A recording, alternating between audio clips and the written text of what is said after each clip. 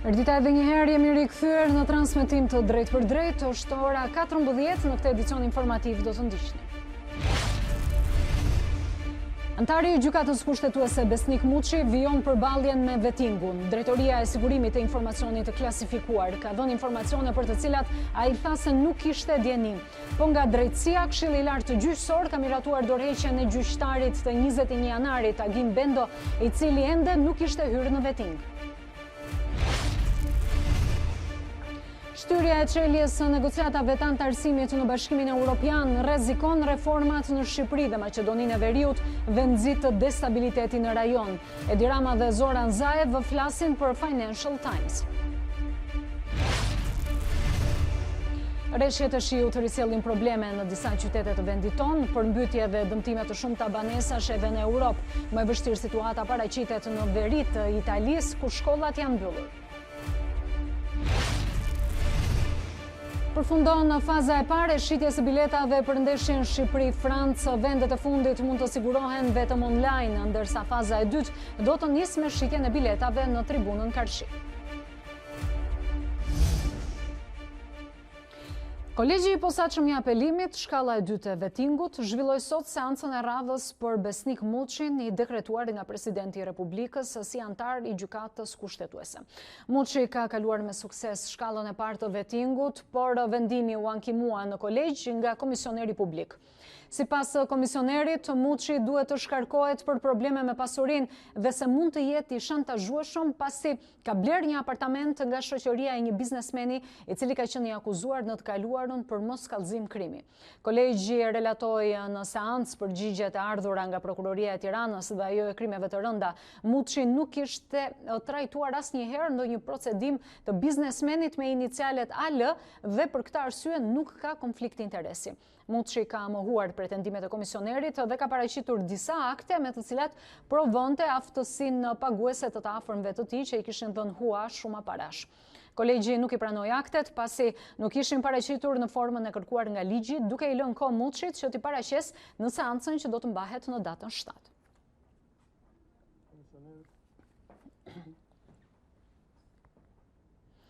Një tjetër gjyqtar largohet nga sistemi i drejtësisë duke mos u nënshtruar procesit të vettingut. Agim Bendo, gjyqtari i Gjykatës së Apelit të Tiranës, ka paraqitur kërkesën e dorëheqjes pranë Këshillit të Lartë Gjyqësor, një kërkesë e cila u miratua nga ky institucion. Gjyqtari Bendo ka pasur në dorë dosje të nxehta, sekundërisht ajo e 21 janarit ku ishte pjesë e trupit gjykues. Një tjetër dosje është edhe ajo e ish guvernatorit të Bankës së Shqipërisë. Ndërkohë Këshilli i Lartë Gjyqësor ka ngritur alarmin për dosjet stok në gjykatën e lartë. Sipas një raporti të relatuar në mbledhjen e sotme të Këshillit mbi situatën në gjyqësor, për periudhën prill-qershor 2019, rezulton se totali i dosjeve në pritje në gjykatën e lartë është 32.106 të tilla. Zvaritje dhe dosje stok janë konstatuar edhe në gjykata të tjera. Në gjykatën e Tiranës janë më tepër se 500 dosje, ndërsa në ato të apelit administrativ janë më tepër se 7.000.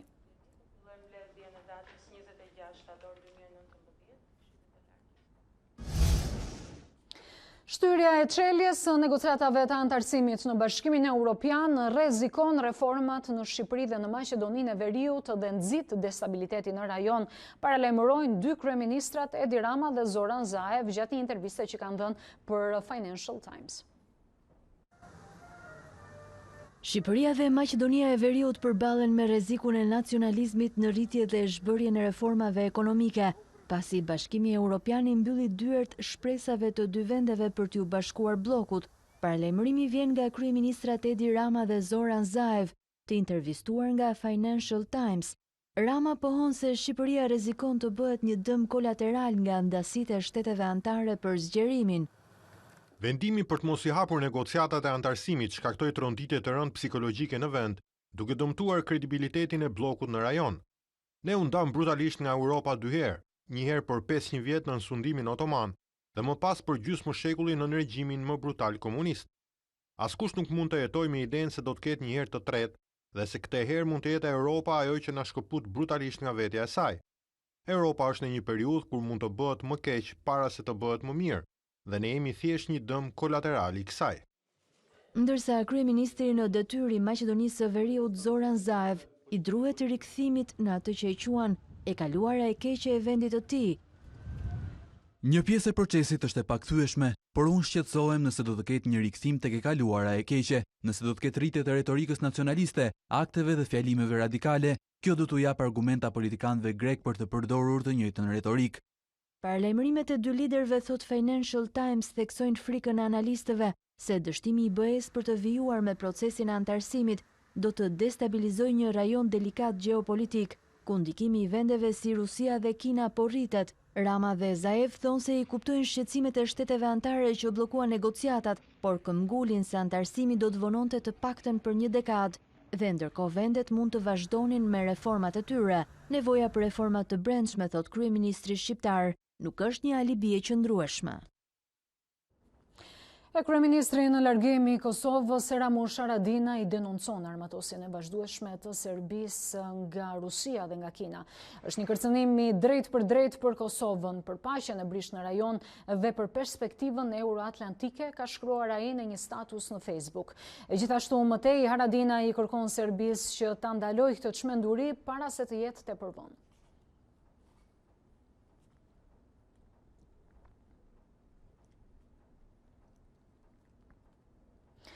Azil kërkuesit shqiptar bëhen mollë sherri për politikën në Irland. Opozita ka akuzuar kryeministrin se përdori emigrantët nga Shqipëria për të mbuluar dështimet e tij politike. E përtej kësaj, shifra treguan një rritje të numrit të azil kërkuesve nga vendi ynë në Irland, krahasuar kjo me një vit më parë. Azil kërkuesit shqiptar ndezin debatin politik në Republikën e Irlandës. Komentet e kryeministrit Leo Varadkar lidhur me emigracionin e paligjshëm janë cilësuar si shumë të rrezikshme nga grupimet për të drejtat e emigrantëve dhe partitë opozitare. Gjatë një prononcimi për median dhe Sunday Independent, Varadkar tha se emigrantët nga Shqipëria dhe Gjeorgjia me dokumente false qëndrojnë pas rritjes së numrit të azil kërkuesve në vend. Liderja e partisë Sinn Féin, Marie Lou McDonald, e akuzoi kryeministrin duke thënë se po përdor shqiptarët dhe gjeorgjanët si justifikim për të mbuluar dështimet në politikat qeverisëse. Ndërsa Nick Henderson, shef ekzekutiv i Këshillit Irlandez të Refugjatëve, thot për The Irish Times se veçimi i këtyre dy kombësive dhe përcaktimi i tyre si vende të sigurta për të gjithë ishte një vendim shumë i rrezikshëm. Statusi i refugjatit duhet të përcaktohet nga rrethanat individuale dhe jo nga kombësia e tyre. Minoritetet dhe pjesëtarët të komunitetit LGBT janë hasur me kërcënime të ndryshme në Shqipëri dhe Gjeorgji. Personat që kërcënohen nuk mund të mbështeten gjithmonë në mbrojtjen e policisë.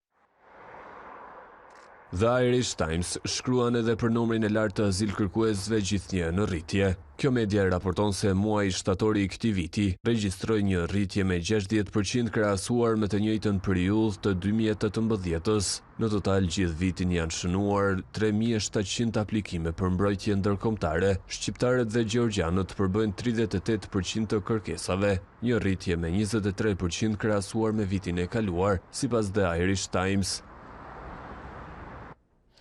Në vrasjen e gazetares nga Malta, Daphne Galizia, mund të jenë të përfshirë edhe bandat shqiptare. Ky pretendim vjen nga hetuesit maltez, të cilët kanë zbuluar detajet e reja lidhur me krimin i cili tronditi botën e medias. Ka dyshime të forta që pas kësaj vrasjeje të qëndrojnë dy vëllezër të njohur këta si kriminal të rrezikshëm në Maltë.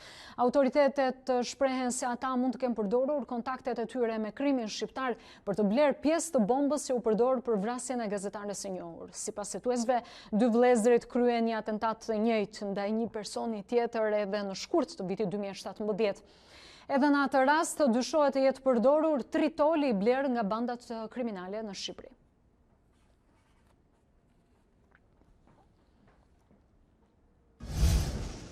Rreshtet e shiut të mëngjesit të sotëm kanë rikthyer përmbytjet në rrugët e Durrësit. Pavarësisht masave që janë marrë, Durrësi duket se edhe këtë vit do përballet me të njëjtën situatë si edhe dimrat e kaluar. Rreshtet e shiut duket se nuk e kanë prishur traditën e përmbytjeve në qytetin e Durrësit. Si çdo mëngjes me rreshje, edhe ky kësaj të hëne i ka gjetur disa nga rrugët kryesore të qytetit bregdetar të përmbytura. Pikat më problematike janë rreth rrotullimi i Shkozetit, ai hyn në hyrje të Durrësit në Plepa, ku kanë krijuar vështirësi në qarkullimin e mjeteve. Problematik dhe vështirësi janë asur edhe në hyrje të disa prej shkollave 9-vjeçare të qytetit, ku për shkak të lartësisë së ujit në rrugë, janë krijuar vështirësi në nisjen e procesit mosimor. Po ashtu zona pranë stadiumit ka krijuar probleme dhe vështirësi në qarkullim për shkak të prezencës së ujit në rrugë. Pavarësisht premtimeve dhe ndërhyrjeve të kryera, duket se edhe këtë dimër qyteti i Durrësit do të vazhdojë të vuajë problematikën e përmbytjeve. Ndërkohë në Vlorë rreshtet nuk kanë sjellë përmbytje në rrugë, ndërsa raportohet se është ndaluar lundrimi për shkak të kushteve atmosferike që ka krijuar dallgëzimi në det të hapur. Rreshtet e dendura kanë sjellë një situatë të rënduar edhe në pjesën e jugut të vendit. Në fshatin Lazarat, proji i Sopotit ka dalë nga shtrati duke izoluar lagjen Lëndzat, ndërsa situata e vështirë shfaqet edhe në lagjen Kordoca. Probleme ka pasur edhe pranë nëntkalimit të fushë Mamurrasit. Në këtë zonë, situata përsëritet çdo herë që ka rreshje shiu dhe shkak bëhet mungesa e kanaleve kulluese. Ndërkaq që mungesa e punojësve ka sjellë probleme në qarkullimin e automjeteve ku disa prej tyre kanë ndryshuar drejtim, ndërsa mjetet të tjera kanë kaluar me vështirësi.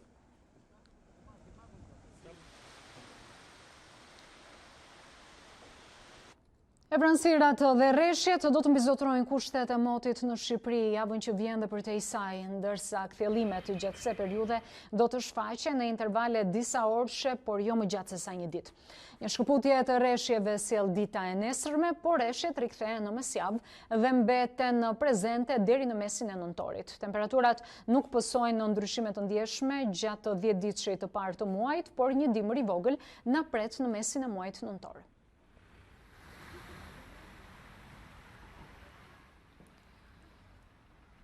Stuhiet dhe përmbytjet kanë përfshirë edhe kontinentin europian. Situata më e vështirë paraqitet në veri të Italisë, ku janë mbyllur edhe shkollat dhe banesat kanë mbetur pa çati.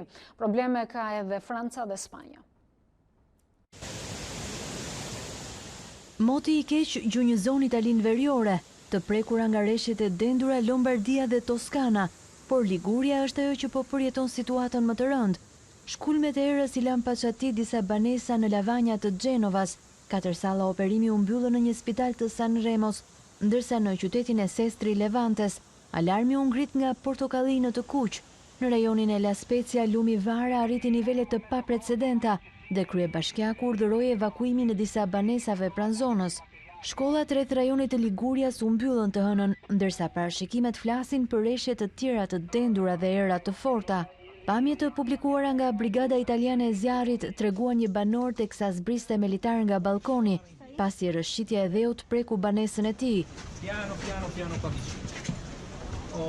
Përmbytje të rrezikshme edhe në Rom, me pemë të rrëzuara në tokë dhe bllokime rrugësh. Stuhia me erë dhe shi e ardhur nga Atlantiku preku edhe brigjet atlantike franceze, me era që arritën deri në 150 km/h. Të dielën stuhia e parë vjeshtës Amélie, la 10 mira banesa pa energji elektrike. Ajo arriti edhe në brigjet mesdhetare të Spanjës, ku një grua 37 vjeçare mbeti e vrarë pas rrëzimit të një peme.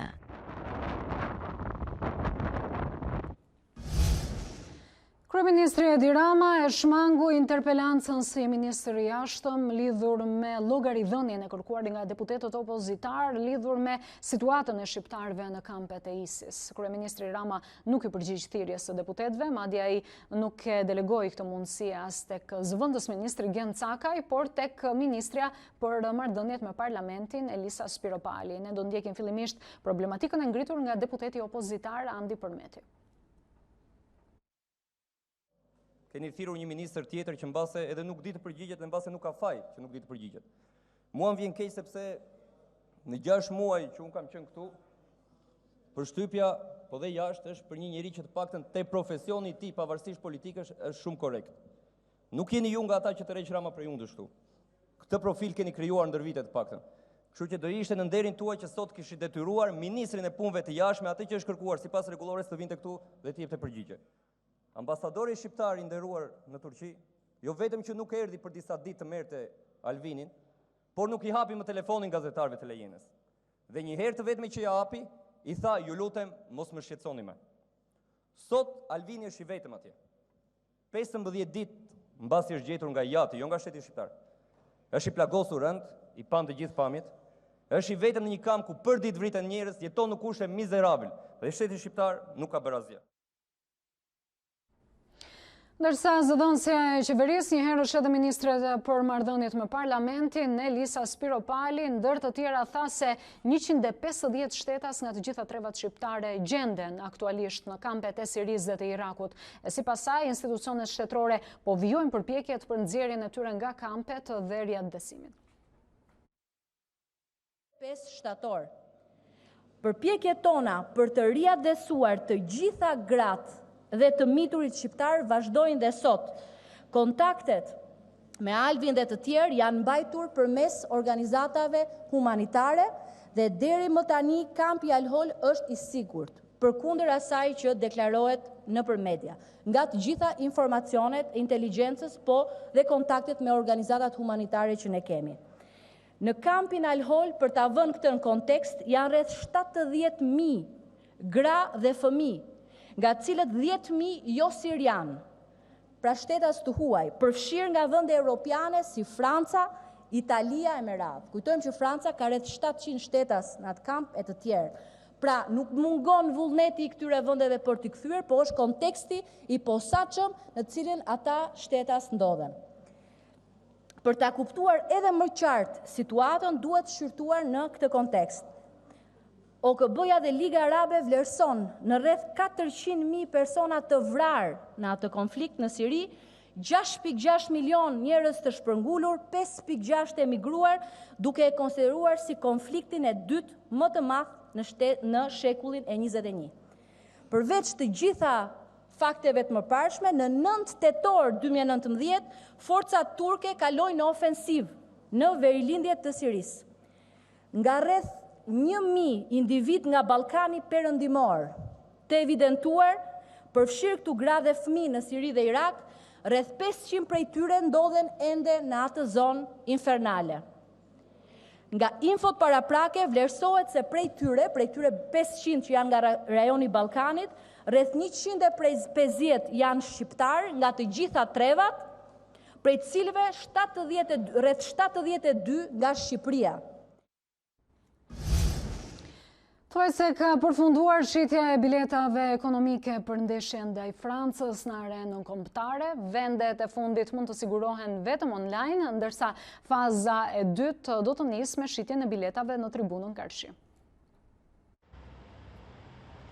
Përfundon faza e parë shitjes së biletave për ndeshjen Shqipëri-Francë, e cila do të luhet më 17 nëntor në stadiumin e ri Arena Kombëtare. Në dyqanin zyrtar të federatës, sportelet për biletat me çmimet më të lira, nga 1.500 lekë të reja deri në 3.000 lekë janë mbyllur. Vendet e fundit të disponueshme u shitën vetëm online. Biletat me çmimet më ekonomike për ndeshjen ku do të inaugurohet impjanti i ri në Tiranë u shitën në kohë rekord.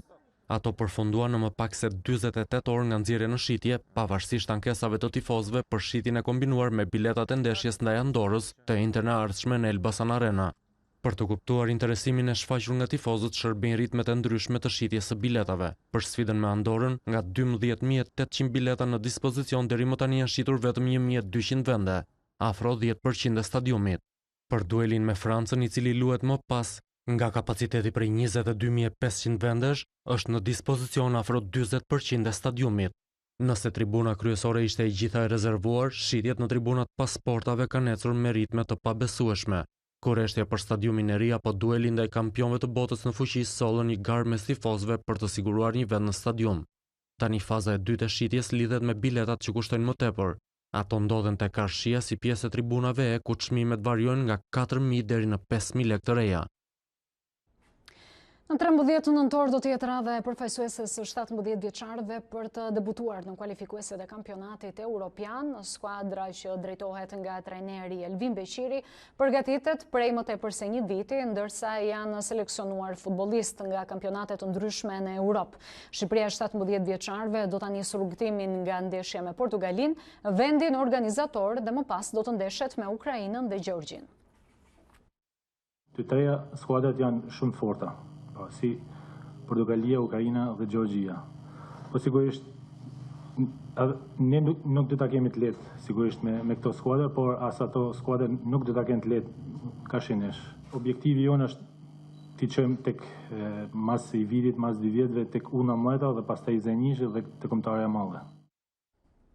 Partizani kryesoni vetëm kategorinë superiore pas 11 javësh. Kampionët mundën edhe luftëtari në Selman Stërmasi 2-0 me gola, por një ndeshje e cila nuk ishte as pak e lehtë për të kuqt. U desh pritja e portierit Hoxha për të mbajtur rjetën të paprekur në 45 minutat e para. Në pjesën e dytë, Partizani u zhbllokua me anë të Çinarit dhe Hasanit, duke marrë një fitore të çmuar që distancon nga ndjekësit. Kuksi mjaftoi vetëm një gol për të mposhtur flamurtarin në javën e 11.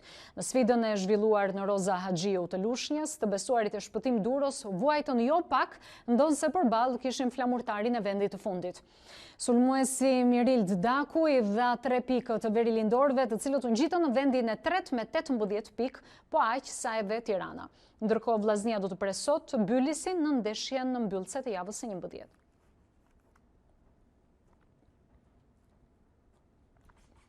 Zgjati vetëm pak ditë paqja në kampin Kuqezi, Milani Stefano Piolit ju rikthye sërish humbjeve. Me këtë herë djalli u mund nga Lazio 2-1 në San Siro.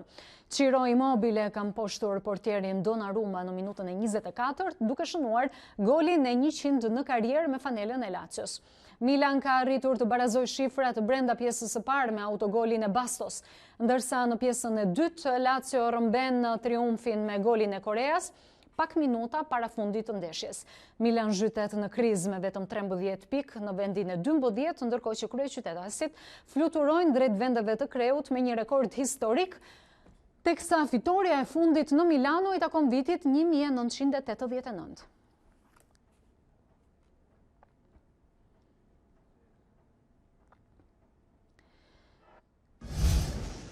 Rreth $406.000 për një kostum. Nuk është një kostum i thjeshtë në fakt, por është ai veshur nga aktoria Olivia Newton-John në filmin Grease të vitit 1978. Bashkë me 500 cende të tjera të prodhimit ikonik, ai u shit në një ankand i organizuar nga Julien.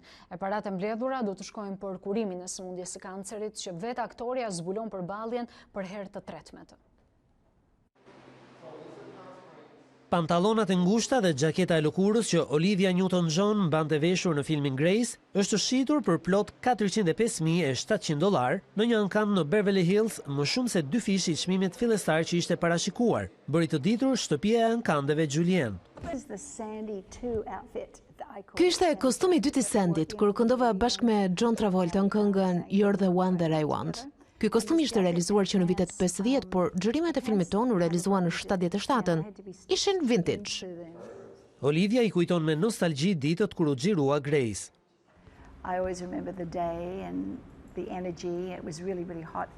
E mbaj mend gjatë ditën kur u vesha kështu, mbaj mend energjinë, ishte shumë vap. Kur ne filmuam në Los Angeles ishte tmerrsisht vap. Isha në siklet sepse kishte shumë diell, por ne kërcyem shumë, kënduam, u çmendëm atë ditë, ishte shumë bukur. Vetë aktoria 71 vjeçare rrëfen se ky ankand për to kishte shumë rëndësi, pasi në 2019 kanceri është rikthyer për herë të tretë pas diagnostifikimit për herë të parë në vitin 92. Ishte gjithçka ne kishim përgatitur edhe për këtë edicion, për zhvillime të tjera mund të klikoni në faqen tonë të internetit a2cnn.com. Ne bashkë do të ndahemi këtu. Faleminderit dhe mirupafshim.